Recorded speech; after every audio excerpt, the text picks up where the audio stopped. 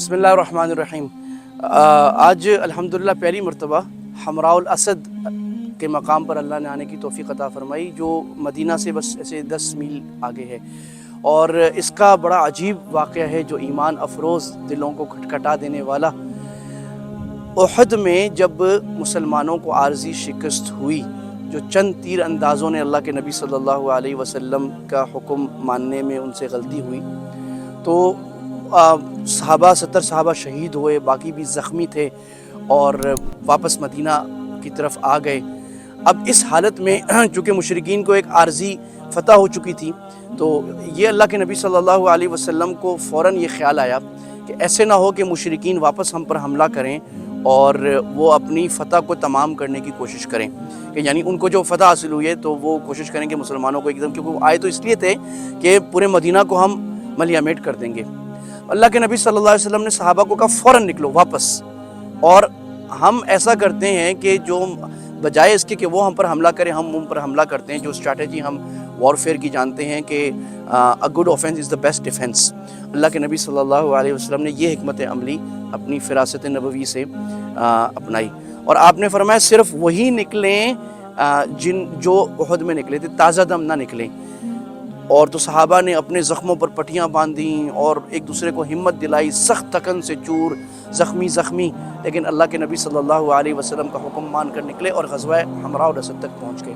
جب یہاں پہنچے تو واقعی ایسے ہوا کہ مشرکین کو خیال ہے کیوں نہ ہم واپس پلٹ کر مسلمانوں کو ختم کر دیں، لیکن جب ان کو پتہ لگا کہ مسلمان اب واپس آ رہے ہیں حملہ کرنے، تو ان کو خیال آیا کہ یہ تو تازہ دم لشکر آئیں گے اور یہ تو اب حملہ کر دیا، سو سائیکولوجیکلی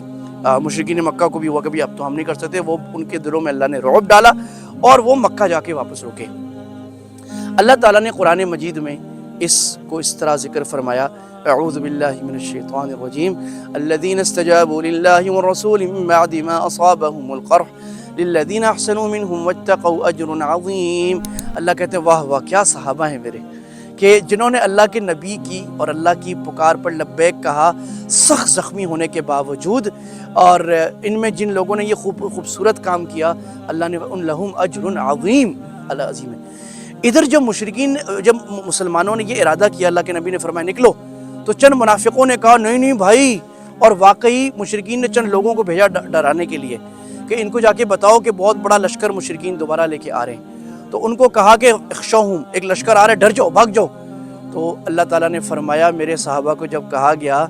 الذین قال لهم الناس ان الناس قد جمعوا لكم فاخشوهم، بہت بڑا لشکر آ رہے، لوگ جمع ہیں تمہارے خلاف، ڈر جاؤ،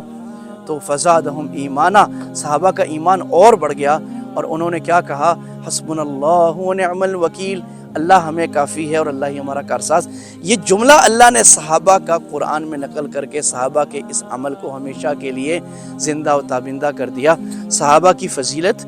اللہ کے نبی کے حکم کی اطاعت اس واقعے سے سمجھ میں آ رہی ہے۔ آج ہمیں بھی بعض سنتیں بڑی بھاری لگ رہی ہوں گی، فجر پہ چل جانا بڑا بھاری لگ رہا ہوگا، ہماری بہنوں کو پردہ کرنا بڑا بھاری لگ رہا ہوگا، کہ اللہ کے نبی کی پکار پر لبیک کہہ کے سخت تکلیف میں، سخت تھکن میں، سخت مخالفت میں بھی اللہ کے نبی کا حکم ماننا ہے۔ اگر ہم مانیں گے اللہ ہمیں بھی وہ فضیلت، وہ مرتبہ، وہ عزت عطا فرمائیں گے جو اللہ نے صحابہ کو عطا فرمایا تھا۔ تو یہ غزوہ حمراء الاسد پہ یہاں پر ماشاءاللہ مسجد بھی بنی ہوئی ہے، اور یہ پورا محلہ جو ہے یہ حمراء الاسد کا محلہ ہے، جو 3 ہجری میں غزوہ احد کے بعد ہونے والے اس واقعے کی ہمیں یاد دلاتا ہے۔ اللہ تعالیٰ ہمیں جیسے ظاہراً ہم اللہ کے نبی کے نقش قدم پہ چل کے دیکھ رہے ہیں، میرے حبیب خوشبو سونگ رہے، میرے حبیب کہاں گئے تھے، کیا کیا تھا، اللہ ہمیں باطناً بھی اللہ کے نبی کی ایک ایک سنت کو جان سے لگانے والا اور عمل کرنے کی توفیق عطا فرمائے۔ وآخر دعوانا الحمدللہ رب العالمین۔